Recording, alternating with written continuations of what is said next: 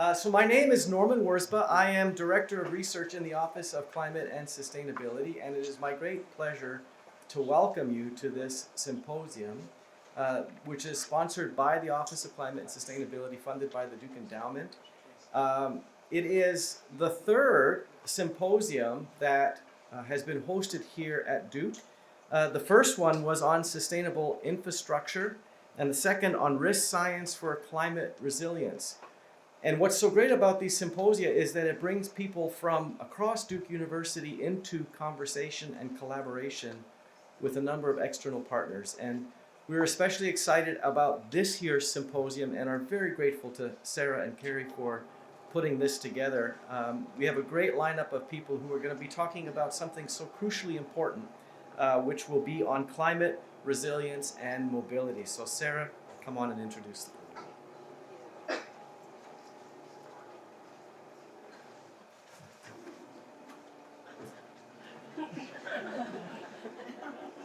Better now than during an important part of the events. Excellent. Okay.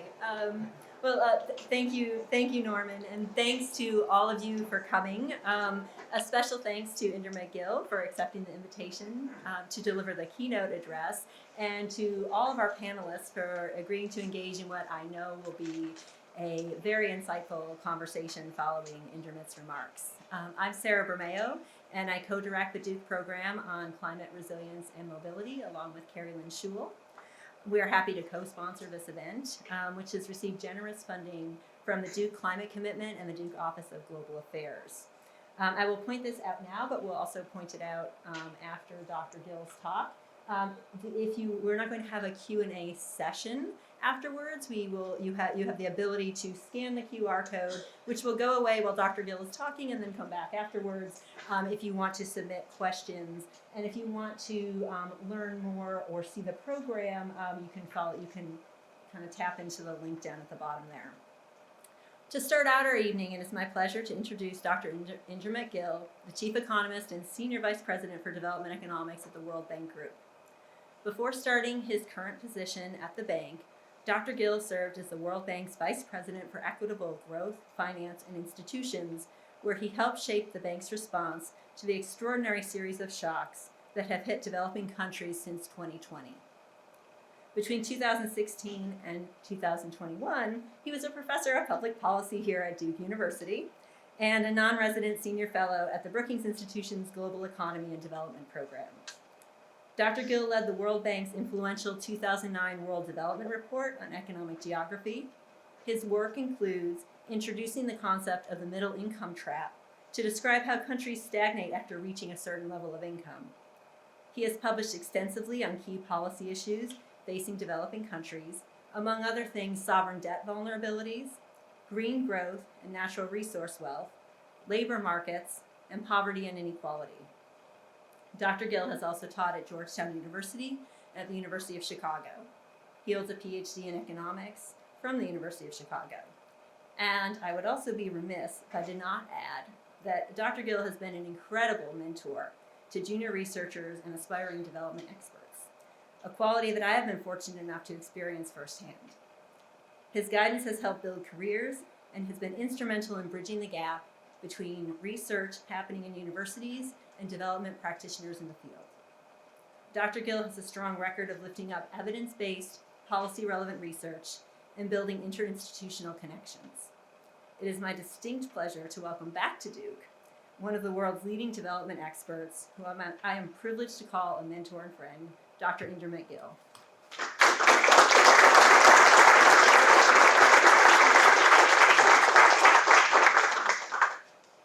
It's a pleasure to be here. Thank you very, very much, Sarah, for those wonderful words. I'm here just because of you who know this.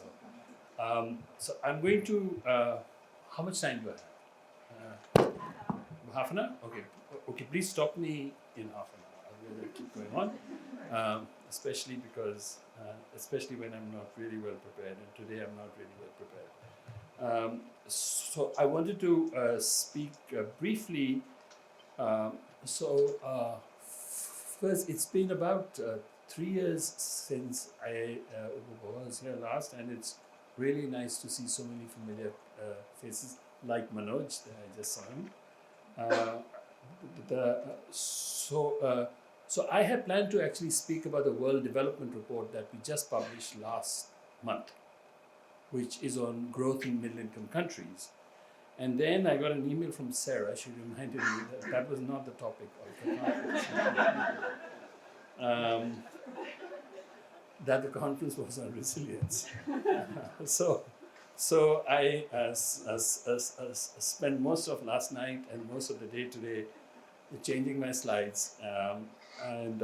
So what I'll do is I'll actually start to talk about a report that we haven't yet finished, but which we are planning to launch in Baku for COP29, right? So it's a policy research report on climate resilience, and that's being led by Dr. Farhad Shilpi, who is a Duke mom, by the way, and she can actually come and give you lots of details. I'm sure she'll be, she actually should have been here instead of me, but I'm very, very happy to be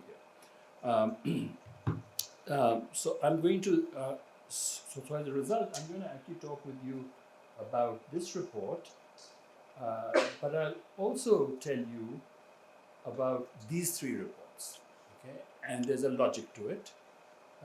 So the first report here is a report on the long-term growth prospects of countries around the world. It's a very detailed report that we did a couple of years back for pretty much every country about what's happening to their long-term growth prospects. And it's not a good story across the board. The second one is actually a worse story, and this is a report that we just did a few months ago. This is a report on the 75 poorest countries in the world, right? And these are the countries of the International Development Association. These are countries that get very concessional assistance from the World Bank. Right? There, actually, the problem is a little worse. Actually, it's that there the problem is that these countries are seem to be going backwards.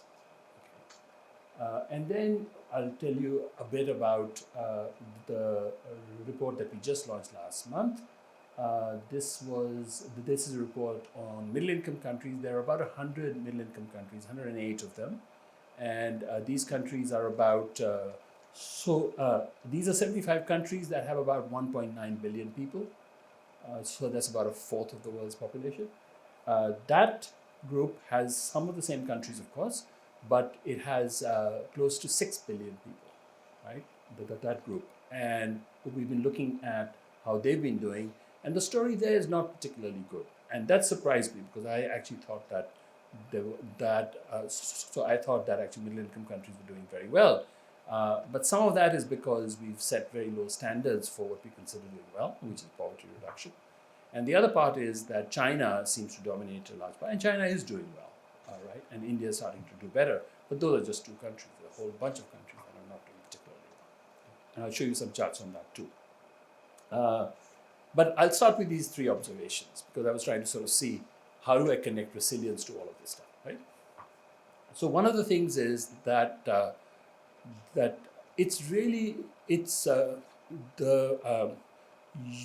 you talk to people at the World Bank, you talk to people around the world, they'll do a pretty good job of defining what mitigation is. Okay?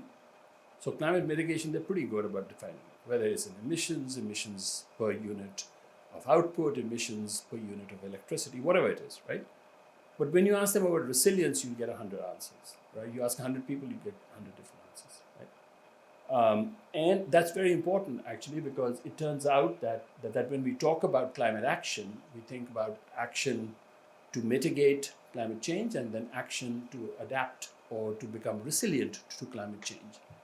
And in one case, in the case of climate mitigation, you can debate about these things, but they tend to be trade-offs, at least in the short term, between climate mitigation and output growth, right?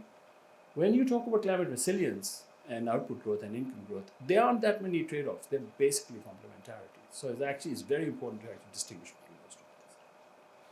The second point, of course, is that, at the same time that global climate change is speeding up, income growth is slowing down.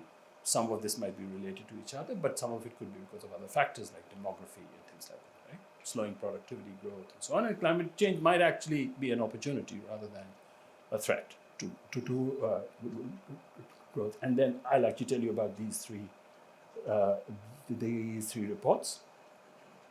The last thing is that we are just finishing this report, which is a policy research report. Unlike a World Development Report, a policy research report, the World Bank is a report that comes from our research department. Okay? And we tend to keep our researchers independent from the other parts of the banks, so they're not as political. Okay? All these other products tend to become a little bit political. This one is not. Right? We try to keep it as pure as possible. As pure as possible doesn't mean 100% pure. It means there's you always get some adulteration, but it's so if you look at the first version of this report, it's the first versions of these reports are always better than the second and the third and the final version. Okay, all right, okay. The main thing there is that what we find is that poor people are far more likely to make poor decisions when faced with uncertainty. I'm talking about uncertainty, not risk here, right? Uncertainty means like when you can't attach probabilities to states of the world, and you don't know what the world is going to look like, and you can't actually get more information in the sense saying it's likely to look like this or like this or like this with these probabilities. If you can't get to that step, the poor end up thing, right? And basically that is called ambiguity awareness, right? So you tend to be averse to ambiguity, right? And that's an important part, because when you are averse to ambiguity and you can't attach probabilities to this, you can actually take decisions that are not particularly good for your long-term welfare. So you might actually end up taking decisions that are actually not good for income growth, in which case you end up becoming less resilient, even though you are, quote unquote, taking the optimal decision, given your subjective assessment of what the world is going to look like. Okay? All right. So I'm purposely not going to be very, very clear about this report, because I would really like you to invite Farhad, and then she'll explain it to you. Okay. So, but these are the main points. The main points are first, the first is that climate change is accelerating, but resilience is lagging. These are the main findings of the report, and actually the report is far richer than this. This is a slide that I made up. Okay? And this is especially the case in poor countries and among poor people. In fact, what we find is that when it comes to resilience, what we actually find that advanced economies tend to be far more resilient than middle-income countries, which are far more resilient than low-income countries. That's not surprising. But what's surprising is that advanced economies have become a little less resilient over the last decade and a half. Middle-income countries have become more resilient. Okay? And low-income countries have become far less resilient. Okay? So there's a fair amount of heterogeneity, and there are good reasons for this, and we'll see that. So as I said, if you can convert the problem of climate change into risk, that's half the battle, because then you can get markets will develop, insurance markets will develop, and so on. If it remains uncertainty, you have a problem. And right now, it is uncertain. And now if you sort of think about it, you start to sort of say, all right, what is it that will help to convert things from uncertainty to risk? A large part of it is information. Once that happens, then you will actually get insurance markets developed. If insurance markets don't develop because of other problems like adverse selection and moral hazard and so on, there are ways that governments can actually do something about it, right? And then, of course, governments can also then start to get into other things like infrastructure to help people do better when it comes to their activities, farms and firms and so on. And then finally, of course, you can also have interventions in the sense that you will never be fully insured against this, even if you manage to do all of those things. And to the extent that you have some residual risk, you will have to cope with that. And that's normally done to good social protection programs and so on. But you have to make sure that your social protection programs, whatever they are, don't actually end up making things worse for people. They don't end up taking actions that are actually bad for them in the long-term thing. And the world is littered with programs that actually do exactly that. They tend to sort of lock people in places where they should be getting out of, for example. So migration, things that actually end up discouraging migration away from places that are likely to have to be hit by shocks more often and so on is a good thing, not a bad thing, right? But it has to be an orderly migration, and it should not be slowed down inadvertently by these coping mechanisms, because you will fail ultimately in improving welfare. Okay? And then, so basically what we sort of say is that, at least at the World Bank, I'm sure that Duke is ahead of us, but at the World Bank, we need a serious rethink of the way that we think about resilience. Right now, because the bias at the World Bank is always about, we always try to look for government solutions, right? So essentially, what we find there is that we sometimes have it backwards. We always sort of start to sort of see what is it that the government can do to help, when the first thing is to sort of see what is it that people are trying to do themselves, and then look to see how is it that government can actually help them. So we end up actually starting by looking at public infrastructure, because the World Bank has a project mentality, build, right? It's like, it's not drill baby drill, it's build baby build. Okay, we have this thing thing. And then of course we also sort of, because we do a lot of social protection programs around the world, and so we also have this bias towards social welfare. Okay? So and then we don't actually pay enough attention to these other things that I spoke about, information and insurance. I'll show you some charts which are stark about how much underinvestment there is in information. Okay? And so one actually has to have a reordering of policy. But this, I think, is my simple equation, Sarah, about how resilience is connected to development and adaptation. Okay? This is how it is. I mean, basically, it's about 2/3 economic development and 1/3 climate adaptation. And I dare all of you guys to prove me wrong. Okay? Okay. All right. So here's a chart that actually gets us going on this one.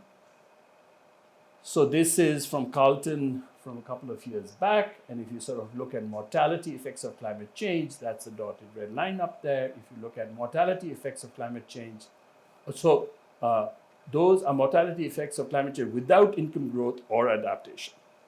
Okay, then you see mortality effects of climate change without adaptation but with income growth.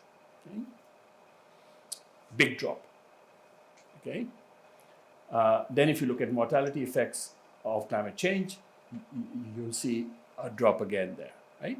So in the sense that that's what those are, that green line is after people have taken action, after they have higher incomes, income growth, as well as they've also taken steps to adapt, right?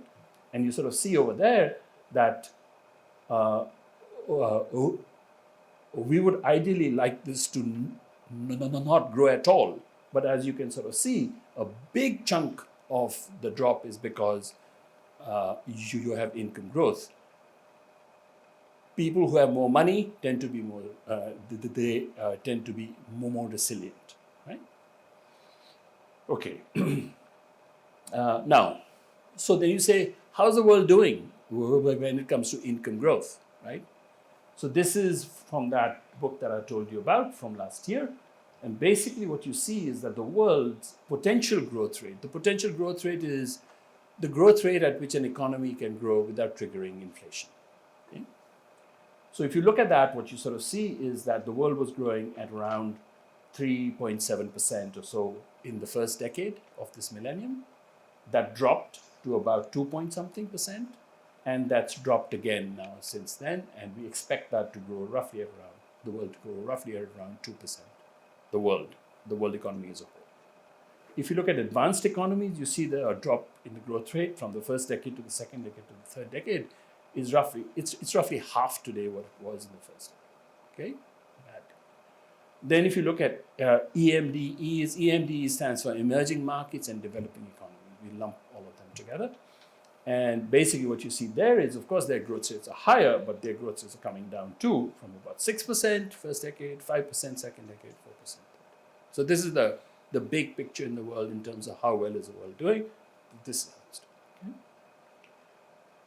Okay, so what do we mean by the ambiguity effect? So I think this cartoon has been created by World Bank people. So this is supposed to be Harry and Hermione and Ron, by the way. And and the idea here is that they come to a fork in the road, and they have to decide which way to go. And on one side it says giant spiders, and Ron hates spiders and so on. Everybody hates spiders. But on the other side, they don't know, right? Now, which side would they take? Okay, and the point is that certain types of people, or many types of people, to the extent that they are ambiguity averse, they will actually take the known side, which is spiders, okay? Even though the other side might actually end up. Okay, so this is the root cause of. Now, of course, if you gave them information about what's on the other side, they could make a better decision. And sometimes they would go one way, sometimes they would go the other. So part of the problem, of course, is indecision. But this has different effects on different people. Okay? So the poor people, or people in poor climate vulnerable countries, tend to be more averse to climate uncertainty. Okay? So I'm not going to spend too much time on this one, but this is part of that report. All right, so now I'm going to give you a little bit. So those were my 3 big observations. I just gave you a few slides on each one of them. Now I'm going to go down and first tell you a little bit about that 2/3 part, income growth. So I'll spend about 1/3 of my time on the 2/3 part. I was supposed to spend a lot more time on that, and then Sarah told me. And I'm going to spend 2/3 of the time on the 1/3 part, Sarah's part. Okay? So my part, I'm going to spend only 1/3. All right. So basically what you sort of see is, if you sort of think about this in very simple terms, you say, okay, how do I characterize the problem in low-income countries over the last decade or so? Lost decade. No per capita income growth, roughly speaking. Some output growth, but they have high population growth rates. So as a result, no actual per capita income growth. And those of you who work in developing countries, you should know that when a country has low or no or negative per capita income growth, it's a qualitatively different country than a country that's growing. Okay? That means that every future generation is poorer than the last one. That changes the dynamic completely. It changes economic dynamics, political dynamics, social dynamics, everything. All right. Now, the worry now is that this decade, the one that's coming, is also going to have per capita income growth that's 0. I'll show you some charts, right? And that would be terrible. That would be a disaster. These are the countries that we worry a lot about. 25 of them are very, very poor. Another 50 of them are actually a border between lower middle income and upper middle income. And some of them are actually higher income than that, but they're very small island states and so on. And by the way, these low income countries, they're not all in Africa, just so you know. Only half of them are in Africa. The other half are distributed all over the world. Now, then you have the emerging markets, right? So these are what we call EMs, these are what we call DEs, right, over there. EMDEs, right? So, and there, the main pathology there is this thing that we call the middle income trap, which is that somehow these countries have managed to get out of low income, but they are having a really tough time breaking through into high income. Okay? And there are lots of reasons for that. Until last year, we actually didn't have much of a good handle on what it takes to sort of break through this trap. Over the last year and a half, we spent a lot of time working on these issues. We tried to sort of bring new ideas to the debate, especially the debates about creative destruction and the 3 generations of thinking about creative destruction that date back to Schumpeter, and then to Philippe Aghion and Howitt, and now to people like Ufuk Azighet at Chicago and others, and his co-authors who've been sort of developing this. I'll give you a quick survey of that too, right? But basically what we sort of see is there's not much catch up with the US. Structural change has been slowing. Structural change is all that really these countries have to really, I mean, it's a big part of what they need to do, because it's not just investment anymore for them. It's actually also bringing in new technology from abroad, infusing them more widely in your economy, and then shifting on to innovation. All that requires structural change. Okay? If I'm boring you, tell me to speed up. Okay? Just please do this. Okay. But just for you to understand what are the countries that we are talking about, low-income countries have populations that are about 10% of the world. They have a GDP of almost nothing share, and they have an extreme poverty share of about 40%, and then they have CO2 emissions that are nothing. Okay, so for these countries, if you go around, if you hear somebody saying, "Oh, these countries should mitigate their emissions," they don't know what they're talking about. Okay. Then you have the lower middle income countries. These are countries like India, right? And what you sort of see over there, about 40% of the population, GDP shares are small, right? Less than 10%. They still have a large number of poor people. So it's not the case that all the poor people live in low income countries. They're actually about 1/3, 2/3. Right?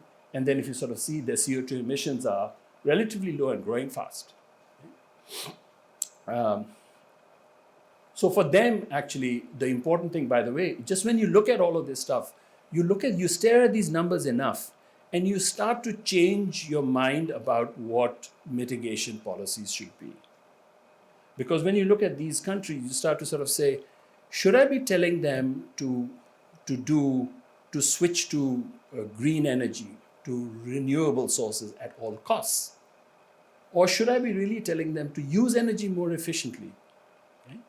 And you would definitely go to the second. So use energy more efficiently, but switching to renewable costs and so on, or renewables and all, is actually a very difficult thing. They're trying to affect so many other structural transformations. And you have to remember that these countries that have done well, they've done well in large part because they had access to affordable and reliable energy.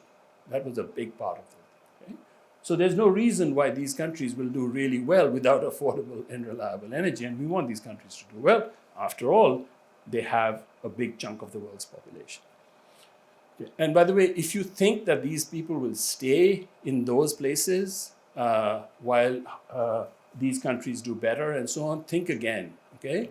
The migration that Sarah and all are studying right now, this will look like a picnic compared to what will happen if these countries continue to do.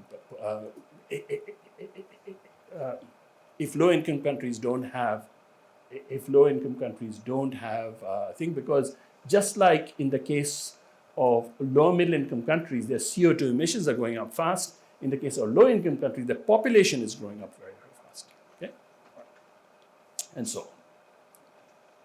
Okay, now. If you look at these, there is weakening growth potential. You see this across all of the developing world, right? So you sort of see over here in East Asia and the Pacific, drop, drop, drop. So that, by the way, is the potential growth. If you average it over the last 2 decades, that's what it looks like. Those are the golden lines. But then if you look at the bars, that's what we are expecting potential growth rates to look like. And you sort of see a declining trend. In Europe, the first one is the first is East Asia and Pacific. The second one is Europe and Central Asia. The third one is Latin America and the Caribbean, Middle East and North Africa, South Asia region, and then the last one is Sub-Saharan Africa. I'm sorry about that. Yeah, and you see that the only 2 places where growth rates are not going down a lot is one case is South Asia, and that's basically India.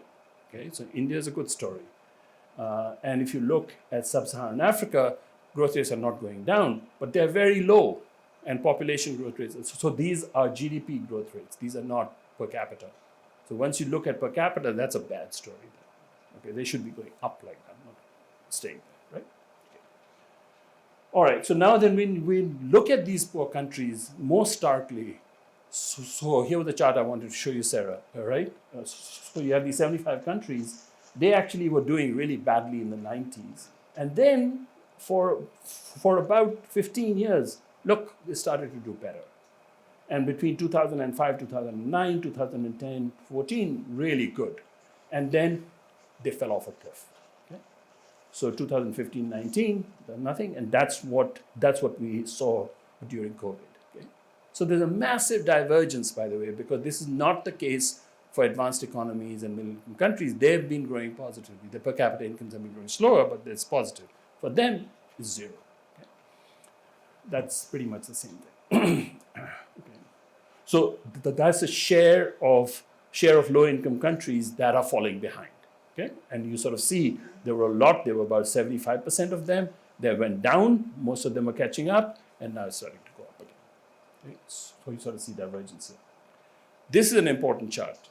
So if you sort of look at these low-income countries and take a look at the cost of natural disasters as a percentage of output, and you sort of see over here is that this one over here was what was the cost of a natural disaster between 2000 and 2010, the first decade, right? And you sort of see this about 0.6, 0.7%. This one is about 0.4, and that is about 0.1, right? What you sort of see over here is that when you look at the more recent decade that we have numbers for, there's a doubling of this cost for low-income countries. There's a doubling of that cost. In the case of other emerging markets and developing economies, you see they're doing a little better. And in the case of advanced economies, it's a little high, but they're still doing okay. And they have a lot of money. They can actually, they have a lot of insurance, et cetera, okay? All right. So now I'm going to talk not about the low-income countries, but about the middle-income countries. And you have to remember the most important thing about middle-income countries is they have aspirations, okay? And you're not going to change them. Okay? You're not going to tell them, have lower aspirations. You know, the planet can't afford it. We should have degrowth and so on. If somebody talks about degrowth, they have not been to one of these countries. Or if they have, they're morons, okay? Because they haven't listened, right? So you sort of look at all of these countries. You say, you know, and there you see that, look, you know, they believe they want to get rich. Now, they don't have the same definition of rich as Americans. They don't necessarily aspire to per capita income levels of 80,000, okay?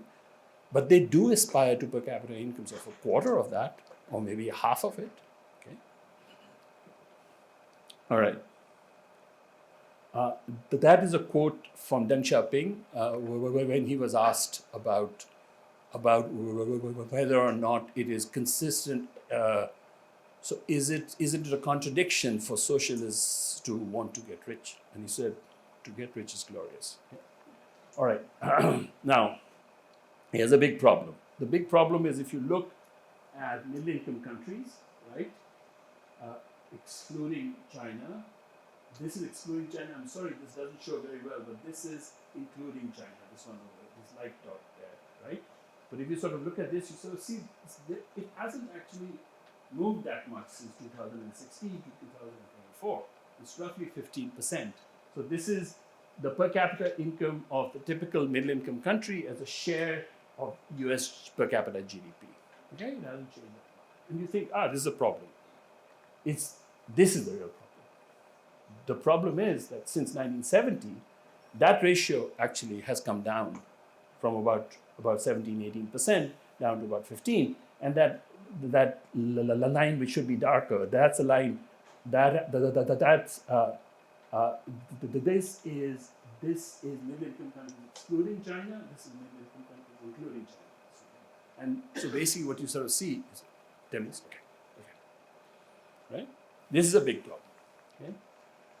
Let me quickly get to this. This one basically says that, look, there are countries that have become high income. If you add them all up, they add up to the population of Pakistan. And it would be nice if Pakistan became a high income country. I think only a few Indians would be unhappy about it. But it should not satisfy everybody, right? If the entire achievement of the world was that a country, just one country, Pakistan, became a high income economy, we would think the world is underachieved, right? So that's basically what is happening. Okay, all right. And the thing is that what you sort of see is that growth in middle-income countries tends to be slower. Growth in middle-income countries is actually different, which makes it harder actually because you have to have structural change. And then the last one is the world environment is actually changing. It's changing for the worse for these countries, with some exceptions. Like India, I think, is an exception in the sense that India actually has really good demography at home, and the external environment for India is actually not nearly that bad as for many of the other countries. But I'm going to skip over all of these slides. This one basically shows exactly what I was telling you. The likelihood of growth slowdowns is actually higher when it comes, when you have countries that are between 5 and 25% of US GDP, there's a lot of debate about this in the sense, is there a middle income trap? Is there not? And thing. When you talk to policymakers, they say, we don't know, but we think there is. We feel like we are in one, And so as a result, we want to do something about it. So you academics can go ahead and debate, but we're going to take it for a thing. And so as a result, you actually find that this report has a lot of resonance with policymakers, even though folks at Harvard and all don't like it. Okay, now the other thing that you sort of see is, and why is growth different in these countries? You see, if all that mattered, so if you look at the GDP per worker relative to US GDP per worker in median country here, it's about 20%. Okay, if you add up the best that you can, if you add up the physical capital and the human capital and look at that relative to that of the US, it's 2/3. It's much higher. It's not a fifth. Okay? So if it was capital, if it was investment was all that mattered, or capital stocks were all that mattered, they would have a per capita income 70% that of the US, not 20% that. Obviously, they're not using that human capital and that physical capital very efficiently. If you look at that and you say, what would you tell a middle income country to do? Get more efficient. Okay? They actually have less human capital. They have less physical capital, about 2/3. But they use it really poorly. They allocate it really, really poorly, especially when it comes to the human capital of women, for example, when it comes to the human capital of poor people, the way that they use energy. That brings me back to energy efficiency again. Okay? It's not about renewable, et cetera, et cetera. It's much more about energy efficiency. And they don't use their capital particularly well either. If you look at, for example, the firm structures and so on, what happens to them? Do small firms that fail, do they exit at the same rate as they do in advanced economies? They don't. They hang around. And they just lock up that capital in lower productivity activities. Okay? And basically what this chart says is that things are getting harder for the typical middle income country. Yeah? Because they're growing to shrinking spaces, shrinking trade, shrinking demography, more debt, etc. Okay. Now, basically what we say is that for them to get to higher income, they need to make these two transformations, not one. So essentially, broadly speaking, what we say there are two traps, not one trap. Okay? But I'm not going to spend too much time on this one. So I'm just advertising the WDR. It does a very good job of taking the theories of creative destruction and applying them to economic development. And roughly speaking, what you sort of see is that when it comes to so essentially you have essentially three generations of this theory. The first one is the Schumpeterian one, where you have incumbents and they collaborate against entrants. The second one is the IGOs thing, that incumbents don't actually collaborate, but they do try to keep entrants out. And then in the third one, you actually find incumbents who actually can end up being on the side of entrants as well. Okay? And what we believe is that in general, that's the view that actually holds very well when it comes to trying to. So if you look, for example, at economic issues, like pure economic issues, firms and so on, that's the view that really holds now. If you look, for example, at social issues, in the sense like, do the elites keep those who've been on the margins of society? Do they try to? That's the view that looks at. And then when it comes to energy, this is what it looks like, because these are state-owned enterprises basically, and they try to keep out. So state-owned enterprises are vested in fossil fuels. New entrants actually. So most of the technological change about renewals and all actually comes from entrants. This is the typical Schumpeterian thing, and it applies very well to the energy side of things. So that's capital, that's labor, that's energy.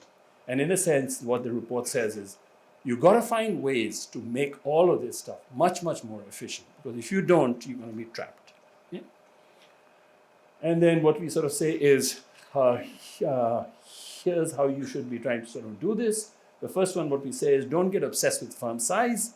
Start to look at value added. You actually do have numbers for this. The second one is, don't be obsessed with inequality.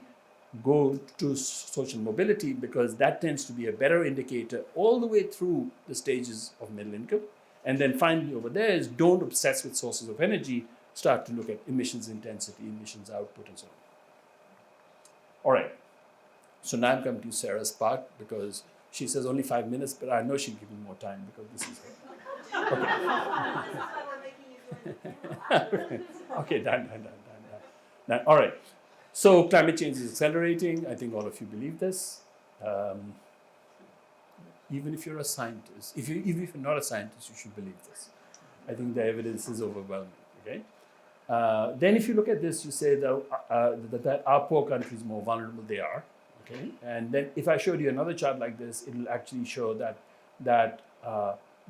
essentially the continent of Africa is actually vulnerable and has not been able to do much in terms of increasing resilience. Some of the others, you actually sort of see that while they are vulnerable, they actually become more resilient. They become more resilient over time. And then if you sort of look at this, you actually find that enterprises in poor countries are less resilient than those in advanced economies. There are lots of reasons for this. These are the things that you'll see in the report that we will publish soon. And if you need an early copy, I'll send it to Sarah, she can share with you.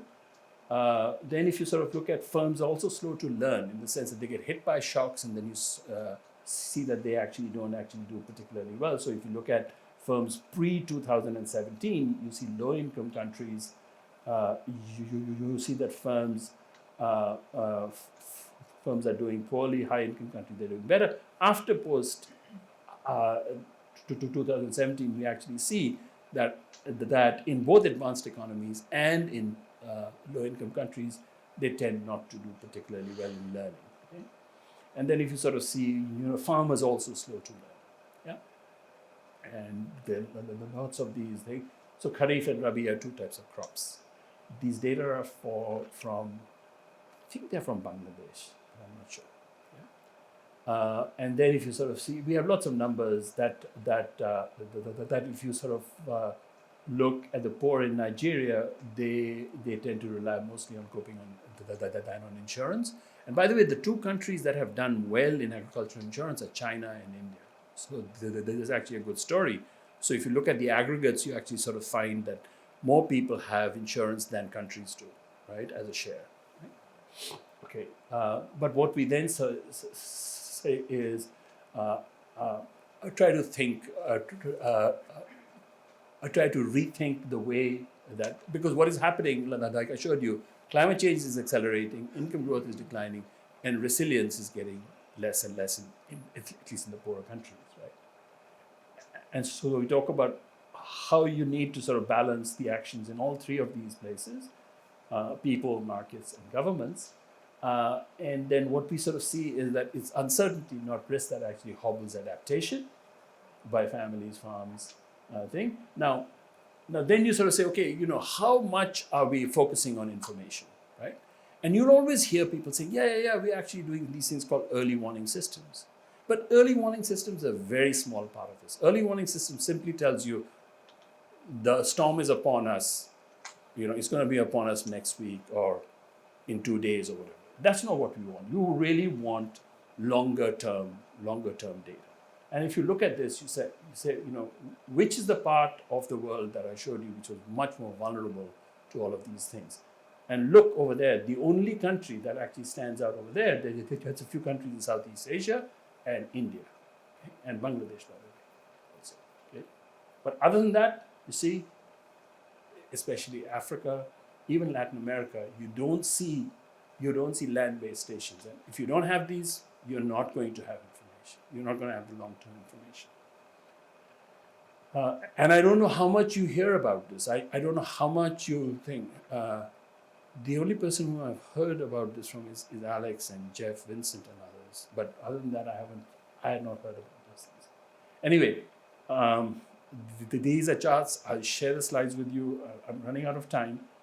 But essentially, what we sort of see is that uncertainty aversion actually drives up the prices of resilient tools because it's not just people who are ambiguity averse, it's also firms, right?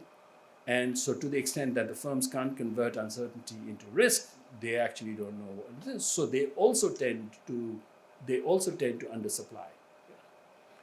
And then you sort of see over here is that it stifles the supply of resilience products. Reliable information you actually find, and we show lots of evidence in there that it actually does the opposite. And you have to remember though, it's medium to long-term weather forecasting. And the other thing, by the way, I really have a hard time with my colleagues at the World Bank. They are still in advocacy mode. Okay, they still are trying to convince people that there's climate change, there's climate change, there's climate change. They need to shift to actually try to look at the parameters of these things and give information to people, rather than trying to counter each person who's asking for information as a climate skeptic. You know, I'm going to just skip all of these things and go right to the end over here. So if you sort of say, what's the best way to rethink? One is keep in mind ambiguity aversion. Okay, and when you do that, information comes front and center, because the rich people should also have more information, but they are less likely to make really wrong decisions without it. Poor people will make really bad decisions. Okay? Second one is market development. Of course, poor countries need to do that a lot more. Climate adaptation. So of course you need that infrastructure. That's the part where most of the activity at the World Bank, the thinking of the World Bank, is on that one. Okay? It should be this. And then on the social protection interventions, what you sort of see is that many of these actually, many of these policies, like the Indian Public Employment Guarantee Scheme, actually have fairly adverse effects in terms of locking people into places where they will always have to continue to deal with this. I shut up now.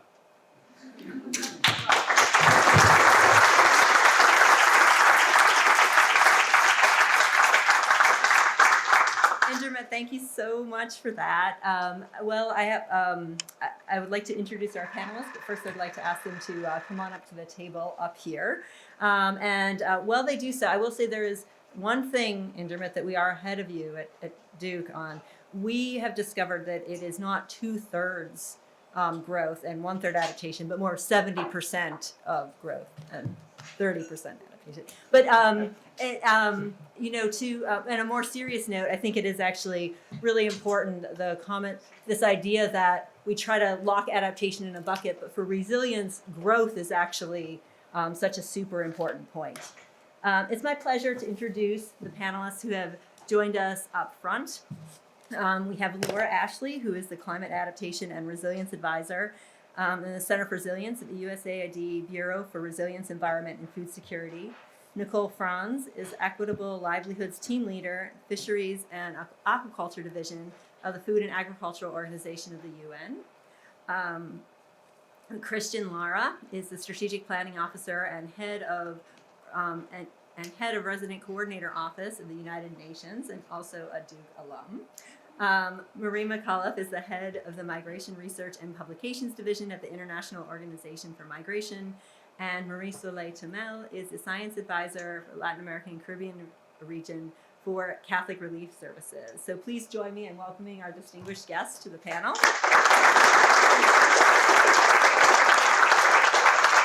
And I will now turn over to our moderator, Carrie Lynn Schul, who is a global leader in the study of human mobility and immobility and the co-director of the Duke program on climate resilience and mobility. Carrie Lynn.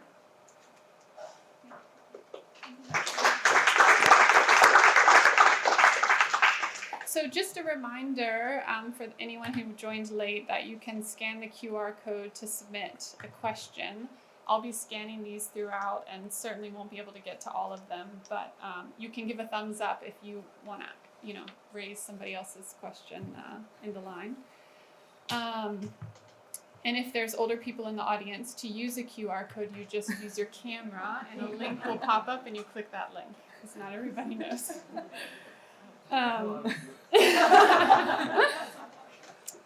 Indermit, if you would like to come up and sit, it would be wonderful to have you. I just wanted to offer a few quick thoughts or comments on what your talk raised for me. I found it really interesting. And the first thing is about the complementarity that you mentioned between climate resilience and income growth.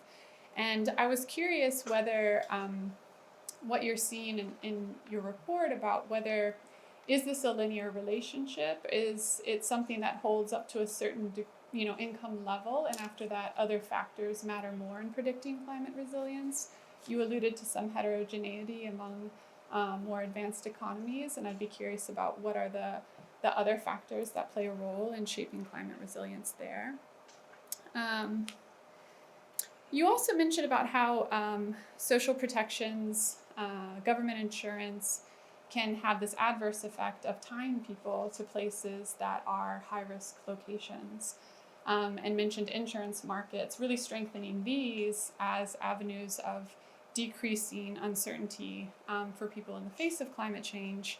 But of course, there will be many places where insurance markets won't work very well, or insurance companies pull out because it's irrational to offer insurance to places where are going to face frequent and extreme floods or wildfires or hurricanes. And so I think that one implication of this is that we should be embracing migration. I think you alluded to this. We should be embracing migration and relocation as part of the climate resilience effort. In a way, I wondered if it would be one other box on the 4 that you listed here, somehow seeing that, that migration is going to be part of this story.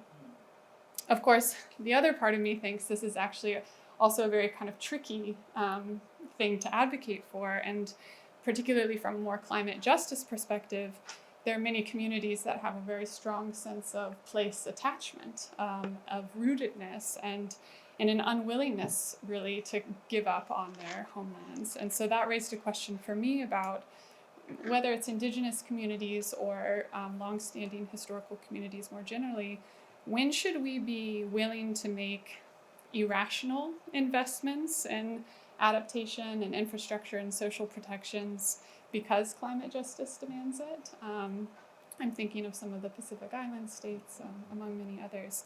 So that's just a thought to throw out there for you. But now I'll turn to our panelists. We have an incredible diversity of expertise at the table that is intentional. We know that building climate resilience is going to require a multi-sectoral approach. It's going to require tackling this from all angles. So I'd like to turn it to you. And just to start, each of you feel free to offer any comments or remarks based on the keynote presentation that we had. And also, if you could just share a little bit about how your own field and expertise, what that offers to how we should be rethinking resilience. Starting with you, Laurie, thank you. Thanks, Carolyn. Good evening, good afternoon, good evening, everyone. Laurie Ashley with USAID. It's really a pleasure to be here. This is my first time at Duke, and I'm really enjoying it. That was an incredibly brilliant presentation, also very humbling. There was a lot of humbling information in there, and that was the first thing that I was pointing to as I was taking notes. I am a development practitioner, not an academic or an economist, so I come at this from like a little different angle. But I just wanted to pick up on maybe 3 threads, and then I'm also happy to provide more like high-level reflections on USAID's approaches and whatnot. But the first thread, and maybe I'm a bit of an antagonist too, I wanted to push back a little bit on this idea that there's sort of a dichotomy between income and adaptation, like efforts that are going to increasing income and efforts that are going to climate adaptation. And I think you also mentioned that 2/3 of climate resilience is economic development and 1/3 is adaptation. And Sarah reflected on that as well. And I would just say, we often think the approach to adaptation at USAID is very much that adaptation is mainstreamed across our development work. So there's not so much a dichotomy, it's really that adaptation is the future of development. If we are going to develop, it needs to be climate resilient. Otherwise, we're at risk of facing all of the climate change costs that your slide articulated very well. So that's just one thing I think would be fun to rethink. I'm sure there's a lot to dive into there. The second part is I appreciated your reflection on the definition of resilience. And I think the definition you put up there is to prepare for disruption, recover quickly from shocks, and learn from disruptive experience. I love that. At USAID, because of your point about how there are 100 definitions of resilience across 100 people, we've tried to say, very simply put, resilience is the ability to maintain and improve well-being in the face of shocks and stresses. And to get at what that looks like, we try to focus on sources of resilience. What are the sources of resilience that are going to get you to that point that you can maintain and improve well-being in the face of shocks and stresses? So some of those sources of resilience that we think about are 100% that information piece that Dr. Gill was speaking to at the end. Climate information services are a big piece of that, but also those real building blocks of development. So access to education and health, women's empowerment, all of the social and human capital that goes into driving development, access to finance and markets. All of that are really the kinds of sources of resilience that we think about in terms of how to prioritize those sources of resilience. I think some of that can be very context specific, depending on the particular risks and uncertainties, which I appreciated that point, that are occurring in a particular area. The third point I want to make, and then I'm going to pass it on, is like Carrie Lynn mentioned, I was kind of disappointed to not see the World Development Report from 2023 up on the list of reports. That was Migrants, Refugees, and Societies, and that report very much speaks to the development potential of migration and migration as a driver of prosperity. So I think there's a lot to dig into when it comes to migration and the potential for migration to actually be a source of resilience and a source of development. It's very nuanced. We know that people are moving in all ways, shapes, and sizes. There's a lot of that mobility that deserves attention in a variety of ways. I'm going to stop there. There's so much more to be said. This is very rich. Thank you so much. Yeah, thank you. This is a bit intimidating now after these very eloquent remarks and comments and this presentation. So it's also my first time to speak here. I've been invited to some guest lectures by some of the colleagues here, but I've never had the opportunity to take part in a symposium like this. I'm also more of a practitioner, not an academic. And as was mentioned, I'm working in the FAO in the Fisheries and Aquaculture Division, and I work more specifically on small-scale fisheries. So I want to share a little bit some reflections and takeaways from this presentation applied to what I'm working on my daily work. And one point that you brought up at the beginning related to the fact that climate change is accelerating, but resilience is lagging behind, especially in poor countries and among the poor. And those are the people that I spend my professional time on. Because small-scale fishers in many countries are among the poorest of the poor. Small-scale fisheries is a quite diverse sector, but we have conducted actually a study with colleagues from Duke University and World Fish that was released last year, where we estimated that, however, small-scale fisheries produces at least 40% of the global catch. So that's quite a contribution to global food security. Maybe even more important, it's 90% of the people that operate in the sector that are in small-scale fisheries. And if we take into account the people that are employed in small-scale fisheries, plus those that catch for subsistence, and all of their household members, is actually 500 million people that depend on small-scale fisheries. And small-scale fisheries in many ways could be considered, or is considered by many, a not very economically efficient sector. And many governments have policies in place to try to move that sector up to what is considered more economically efficient.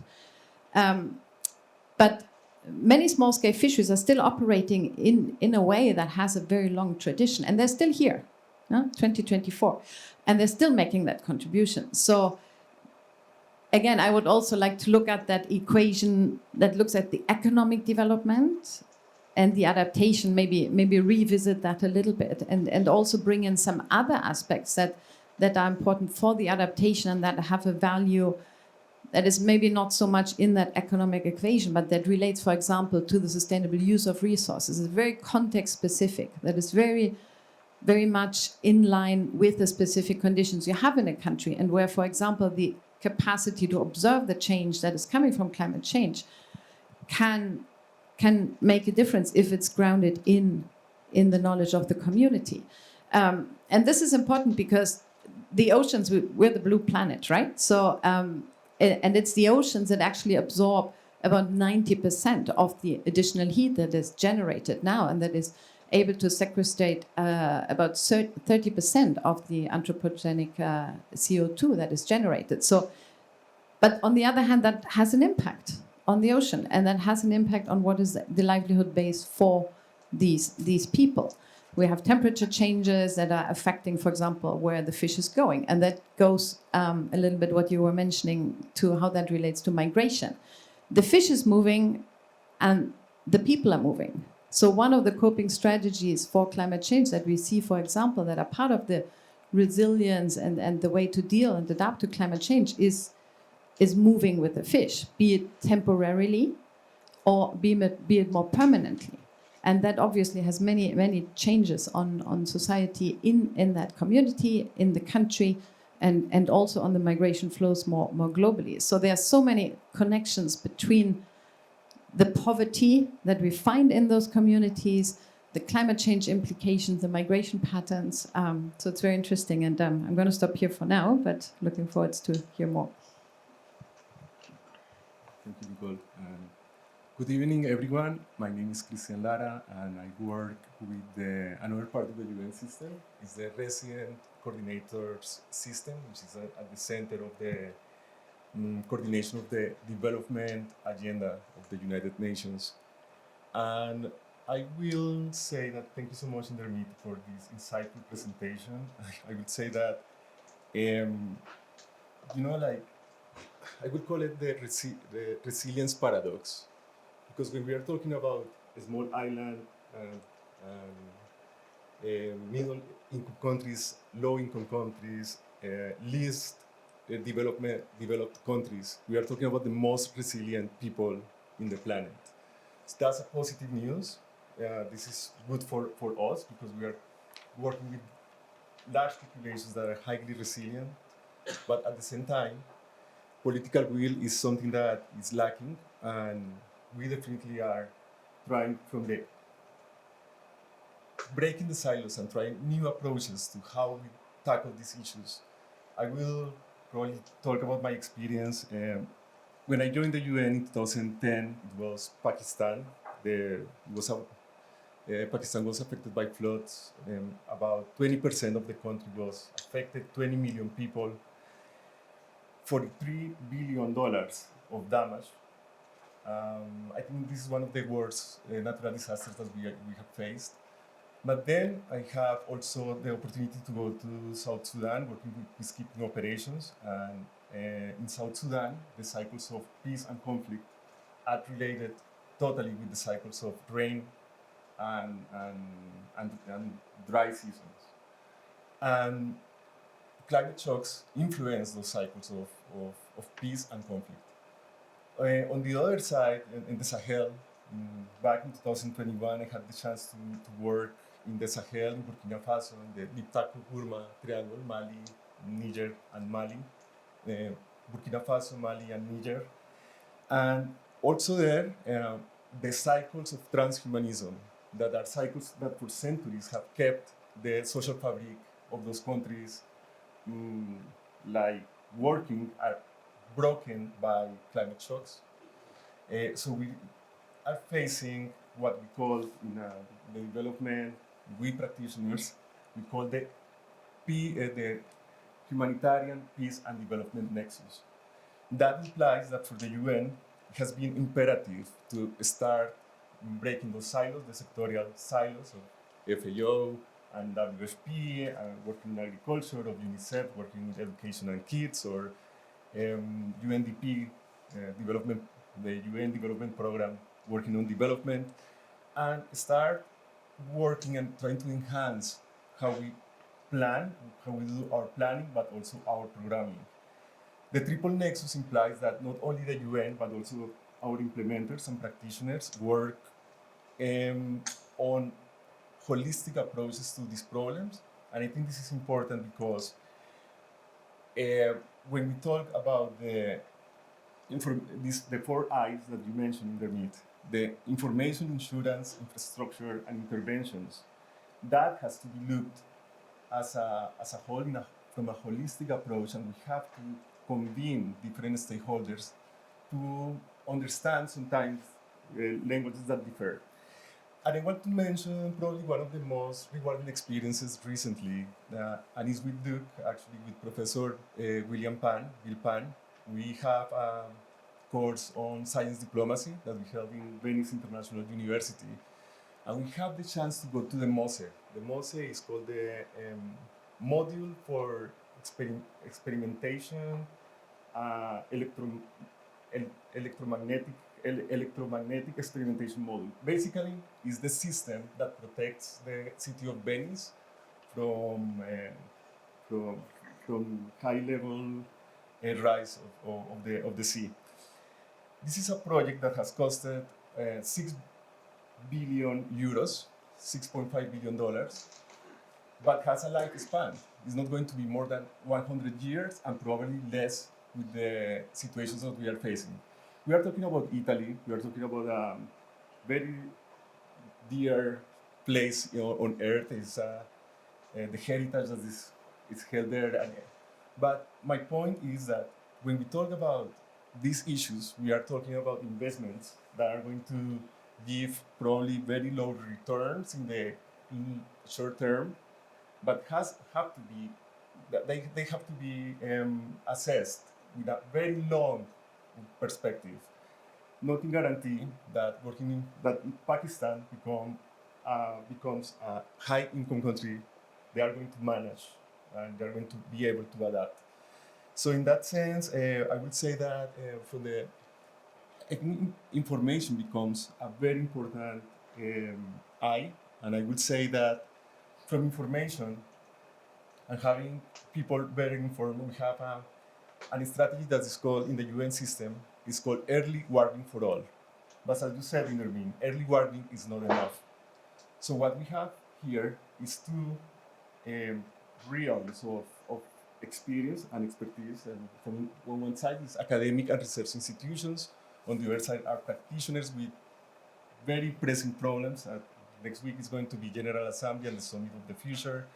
And when we are in that rhythm of what is next, we don't have the chance to eventually cross the silos, create bridges, and bring science into the decision making. So that's also a positive sign, and that's why I also celebrate this space in which we are basically doing that, bridging the science and the policy. And so much more to say. I will also pass the floor to Mari, please. Thank you very much. Thank you so much indeed. My name is Mari McAuliffe. I head up the Migration Research and Publications Division, as mentioned, in IOM in Geneva. We are a UN organisation since 2016. And I also edit the World Migration Report. So look at long-term trends and global transformations impacting migration. Thank you so much indeed for the wonderful and very spontaneous presentation, which I really enjoyed. We all did, that is for sure. And the truthfulness with which you spoke, the honesty and the reverence was very, very nice to hear. The other part that I enjoyed in terms of the presentation was I gave a lecture earlier today, and it was a little bit somber. But then yours was quite somber as well. I mean, the state of the world is very challenging. We are heading into the UNGA and the Summit of the Future. The Global Digital Pact, the Summit of the Pact of the Future and Future Generations will be incredibly challenging. Multilateralism and the rules-based system is not working. But the paradox, and you mentioned paradoxes, I think several people have mentioned paradoxes, is that, and I would certainly agree with Carolyn on this, that migration is part of the solution in terms of resilience. the hard data, the jury is not out, the jury has returned. It's very clear that international remittances to low and middle income countries has now far outstripped official development assistance. It's overtaken foreign direct investment. That is a sad story. We didn't really talk about foreign direct investment to low and middle income countries, but that has really plummeted very dramatically. That UNCTAD, our UN colleagues in UNCTAD look at. Whereas international remittances, despite the projections of the World Bank, actually, in regards to COVID, has not bottomed out. It didn't take a big drop due to immobility. A part of that is because it's not only international migrants that send remittances, it is diaspora. And diaspora can be 3, 4, 5 generations. They can have very mature kind of assets and income, and the counter-cyclical kind of effect, the technical term, but if your family is in a bad situation, they're facing uncertainty, crisis issues, they will remit, they will send money back. You will be assured to look after your family and your community. So international remittances, of course, migration development is more than that. But one of the paradoxes is that in the current edition of the World Migration Report, we did some analysis globally looking at the links between international migrant stock data, where migrants have moved from over the last 25 years, and the Human Development Index we use rather than income levels. We can get into a debate on that, but we use the Human Development Index that has been developed over a long period of time by UNDP because it's a more rounded variable to use.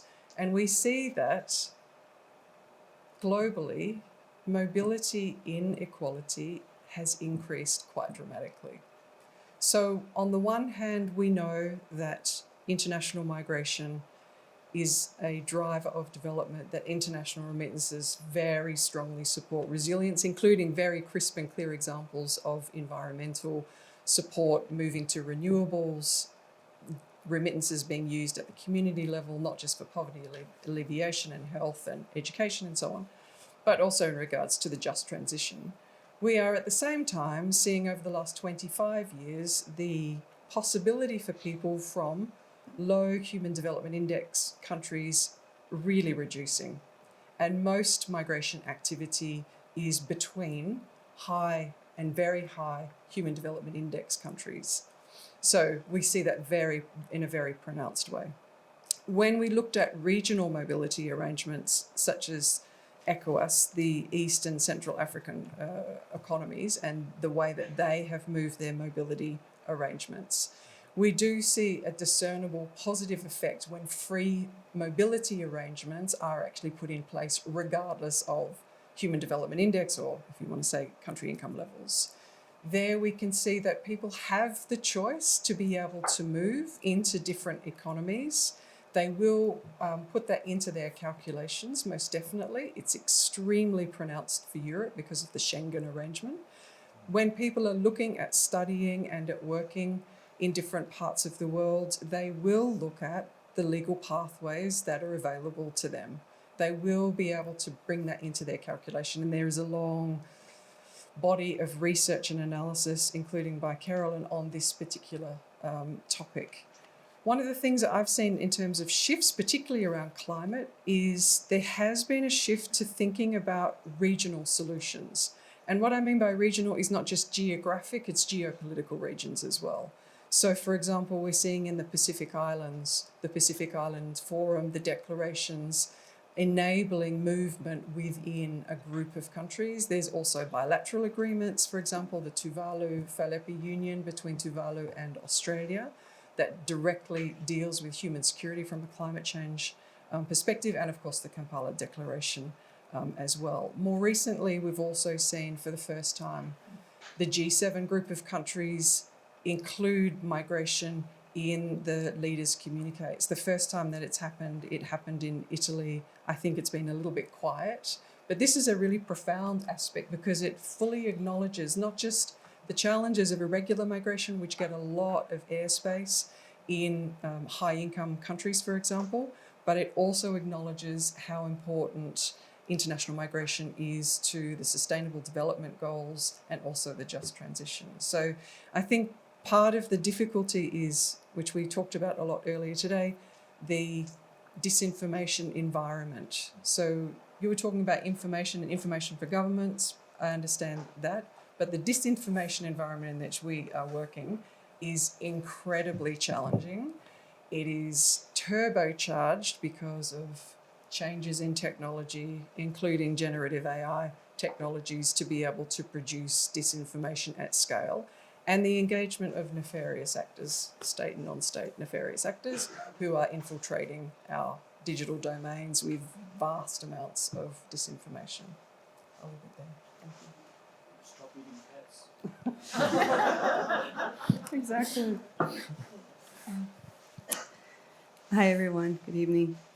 Well, thank you very much also for your very interesting talk. A lot of things resonated as far as like our work with Catholic Relief Services around building resilience in the most vulnerable populations in the world.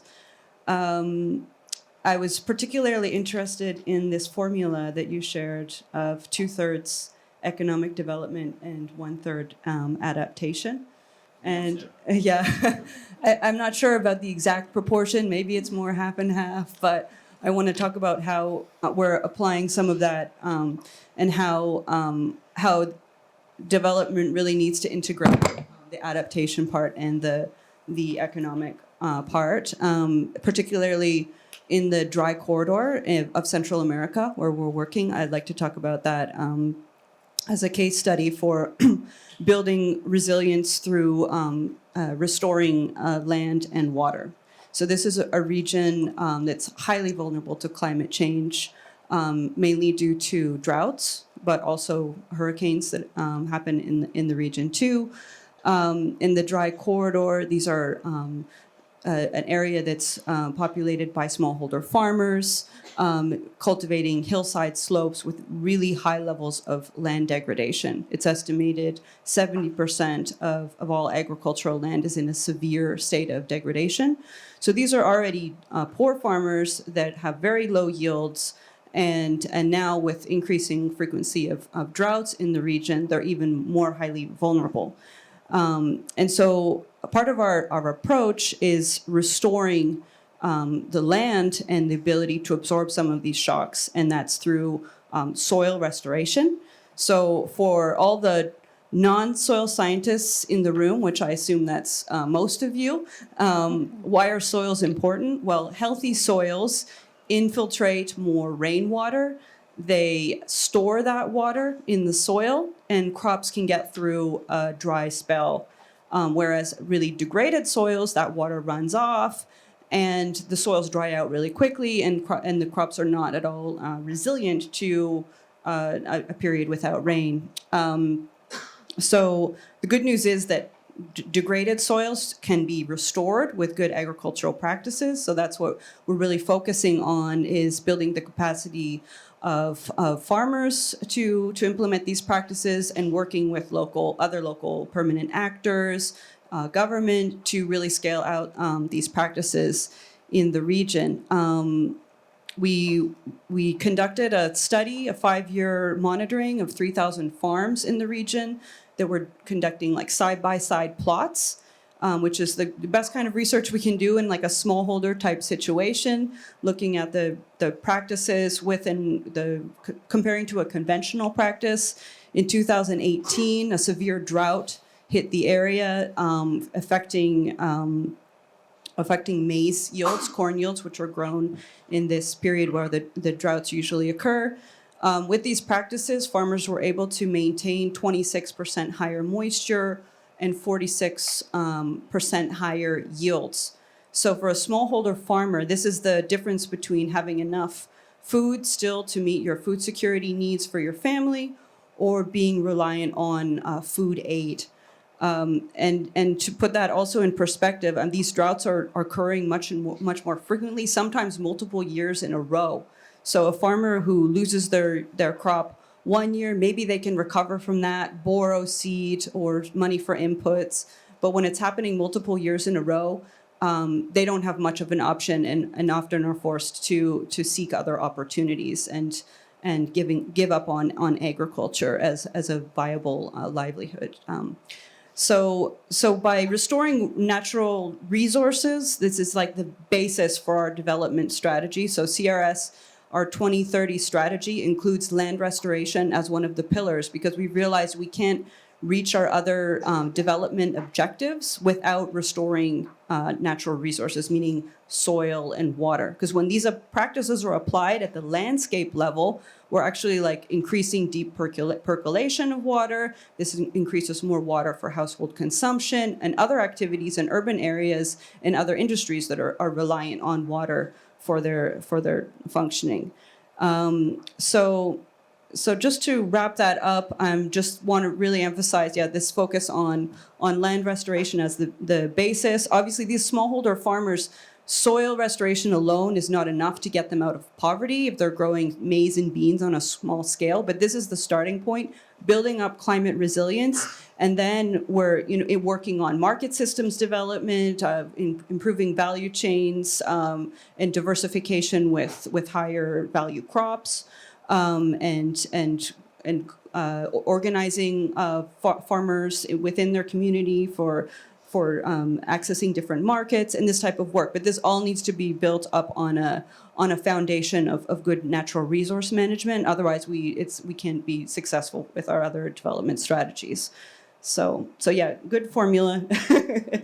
And I'll leave some of my other comments for later.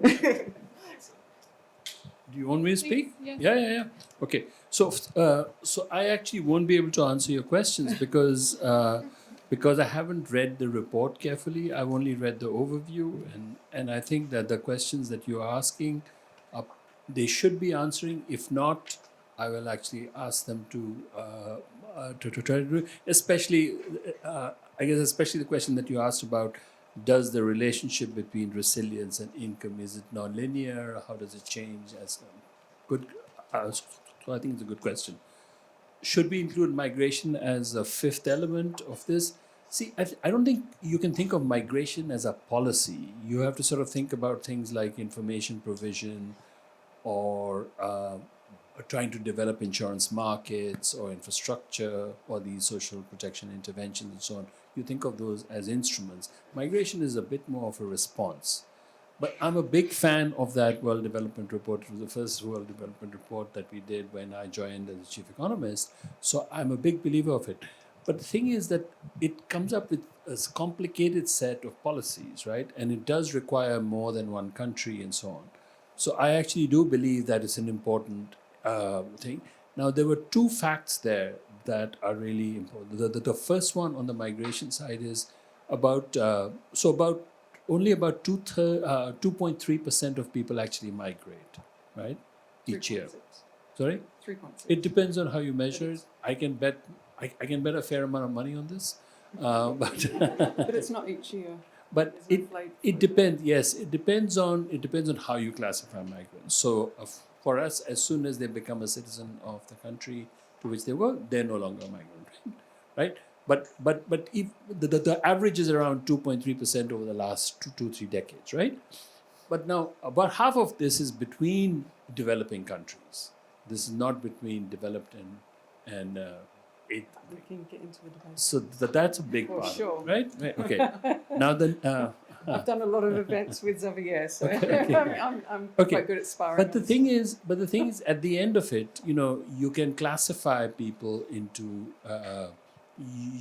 you can classify migrants based on their motive. It could be economic or it could be political, or their match, which is that the place to which they're moving actually wants their skills, and those where they don't want those skills. And then you get a very complicated set of policies, because if the match is good and the motive is economic, then it's really not a multilateral issue. It's at best a bilateral issue. So the two countries, the origin and the destination, they should take care of it. When it comes to the motive being political and the match being bad or good, it doesn't matter, because that's a legal obligation that all countries have signed, that they have to take a refugee who's saying that they're moving for a political reason. I think the big problem there is that organizations like the World Bank and others have not provided good financial instruments to countries to actually fulfill their multilateral obligations. So especially for the poorer countries, which actually have a lot of such obligations to those things. Now, I think that then you can actually talk about economic migrants. And Sarah, we had a lot of trouble in the World Development Report distinguishing climate-related economic migrants from other economic migrants. We didn't have the data to distinguish between those. So I think that's one of the things that I think that your center could do, is actually try to sort of see, because that's at the crux of the matter, right? So are these economic migrants or are they refugees? You know? Now, the other part about, so I actually really liked all of, so I couldn't disagree with any of the comments that thing. You should invite the team that has done the report to USAID, and they'll answer your questions better than I will.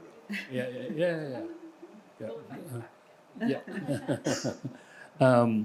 Now, to go to Christian's comment, so you hear a lot of these stories that sound like, oh, these poor countries, they got hit by all these shocks, it's terrible, right?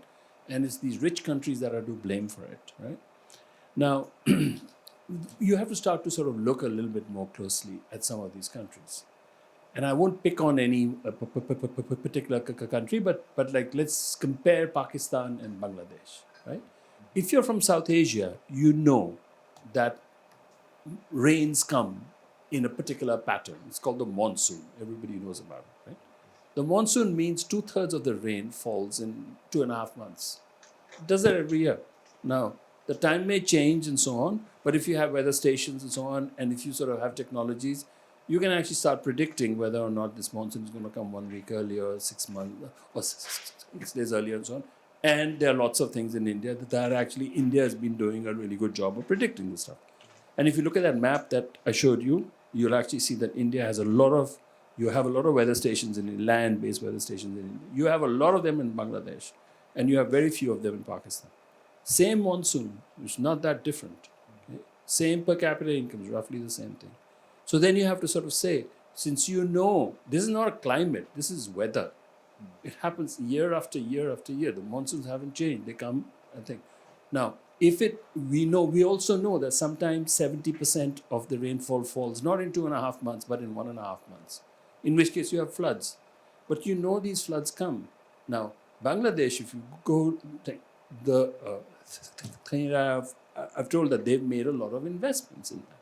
And as a result of it, the agriculture is more resilient, etc., etc. The rain is still falling, and is falling more unevenly and so on, right? Now, so I know that you're particularly sympathetic to small states, so am I. We're very scared of small states at the World Bank because they're like single-issue voters, basically, right? Okay. But the thing is that once you start to sort of look at the small states a little bit more closely, and you say, all right, here's a small state. It says that, look, the world should change their financial systems because we are a small state, and then when you look at that small state, you find that it actually has a per capita income of $20,000. That's a rich country as far as we're concerned. That's a rich country by most standards, okay?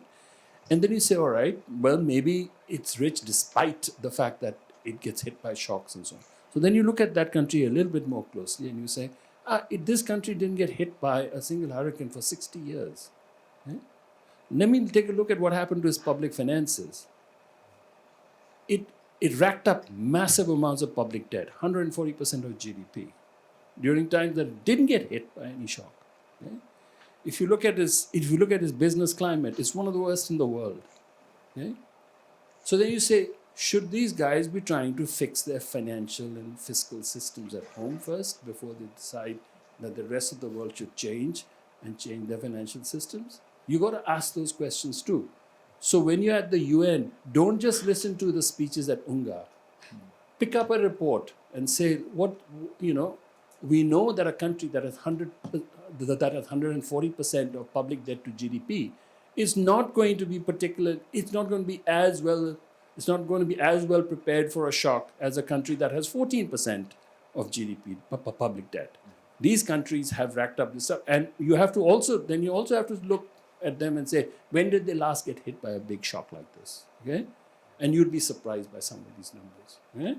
Now, the other thing, then you go to some of these countries, you say, every year they get hit by floods. And then you say, let me go to the capital city. Say, are the drains getting better or are the drains getting bigger? They know that they're getting more floods.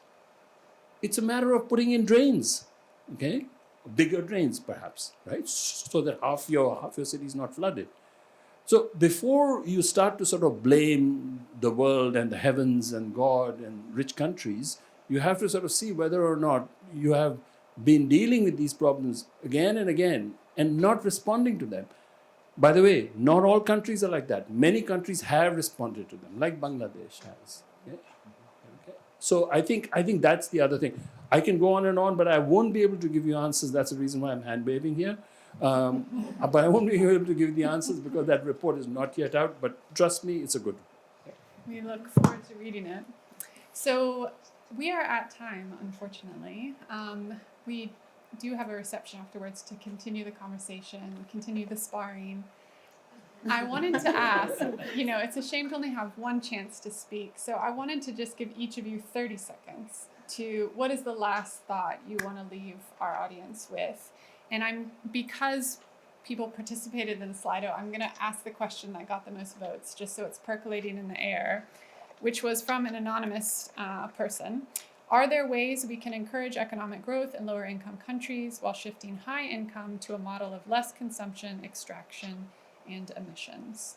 So with that, Laurie, if you wouldn't mind, you don't have to answer that question. You don't have to answer that question, but if you like to, otherwise, any last thoughts? Okay. So glad to see the audience cutting to the chase on global problems. I feel like I don't have time to really dive into anything. So let me just quickly highlight two policies at USAID I would encourage you all to take a look at. One is USAID's climate strategy. It was released in 2022.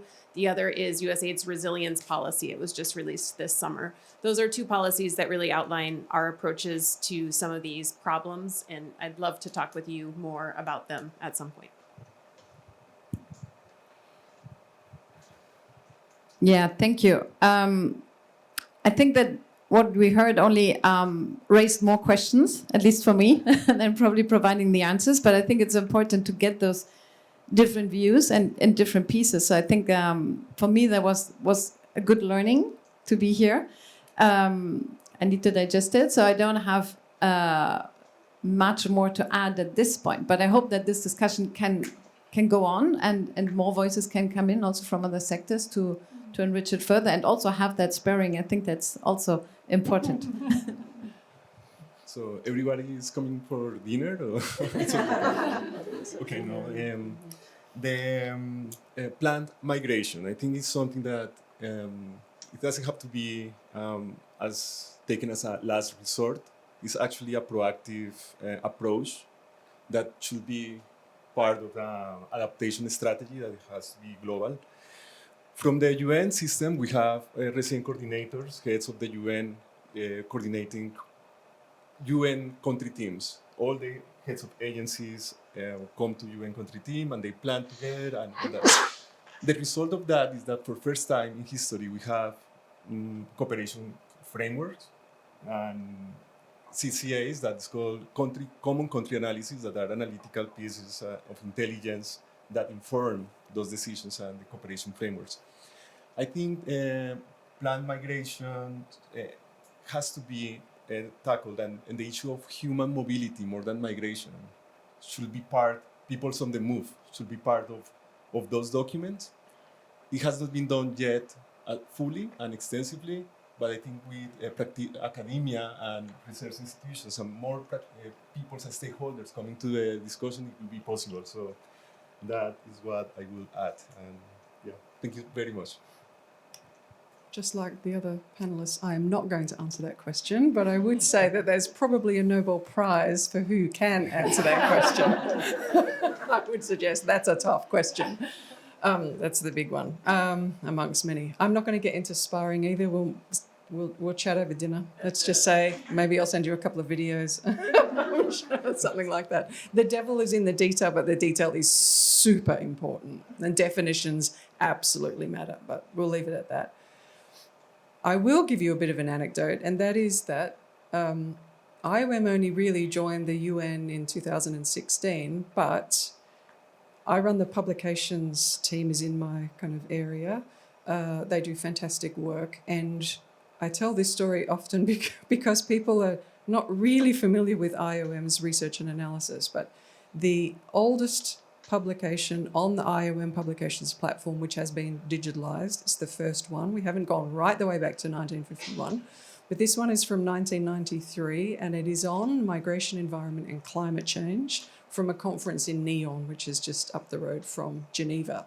IOM has been working in this space for a very long time. There is a vast amount of research and analysis from my colleagues all around the world. I would encourage you to have a look at the Migration, Environment and Climate Change portal if you are interested. Vast geographies, spatial temporal dynamics, to put it in academic terms, is there and covered, as well as global research and analysis. There is one piece that I actually brought a copy with me.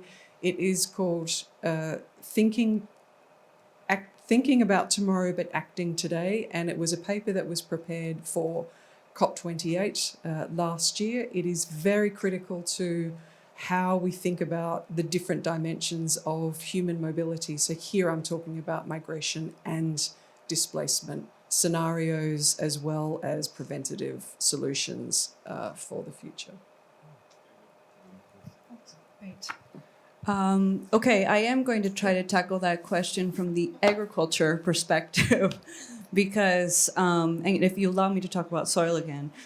So a lot of the same practices that we're doing to try to reverse soil degradation, they have multiple benefits, right? We're not only restoring soils to increase productivity, income, resilience, water, but this is also mitigating the effects of climate change through carbon capture. Now, you said, I don't think low-income countries should bear that responsibility, and I absolutely agree with that, but recognizing that there are these additional benefits, so it's a multiple win. And when we look at higher-income countries, there's this like regenerative agriculture movement to try to restore soils, and the same thing is happening in other parts of the world. And it's actually this very similar practices with some like local adaptations of the practices, but the same concept of restoring soils and looking at agriculture in that way. So, and to build resilience. And then one other, just to bring it back to migration, and so we've done studies in rural Central America on communities, and yes, in fact, like there's a very strong rootedness. Even youth, particularly, don't necessarily. Most of them don't want to leave their communities. They're very tied to their families, their culture, their land, in many cases.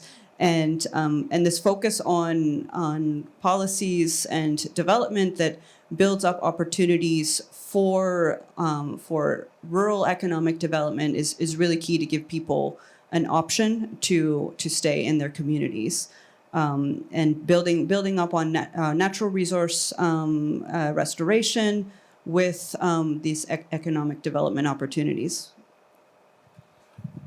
So really quickly, actually, it's not very difficult to get countries from low income to middle income. Most countries have actually most countries have succeeded.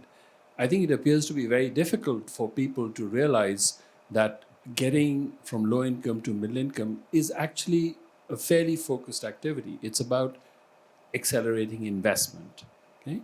And we find that we actually studied investment acceleration, 75 of them over the last 75 years. And what you find is that countries have managed to engineer these investment accelerations even during bad global times. So it's not the case that, so for these poorer countries, it's really about investment acceleration.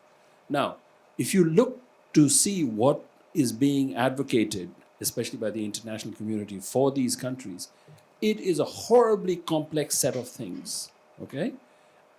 Ultimately, it is about investment. Ultimately, it is about investments in education and health and energy, right? Now, if you look, say, oh, well, we're actually doing that. Well, the per pupil spending per year in low-income countries in education is $54 per year, okay? Compare that with more than $10,000 for a typical advanced economy. In a place like here, it's even more than that. The per person spending on health is $70 per year, okay, in these countries. And what we tell them is, oh, you have to spend this money better and so on and all these things. And you have to do this other thing, you have to do governance and you have to, it's just about investment acceleration. That's really, that's a big chunk of it, okay? So I think we have to ask these countries to do things that they can do and that have been shown over and over again to work. You're not going to get a Nobel Prize for that. The second part of the question you haven't answered. It's been done. The second part of the question you didn't answer, which is how do we reduce actually the growth in terms of the larger, richer countries and the consumption patterns are super clear. This All sounds right. like That's To be the other part. continued. That's the other part. Sarah, you want to come up? I did, yeah, so first of all, please join us in thanking our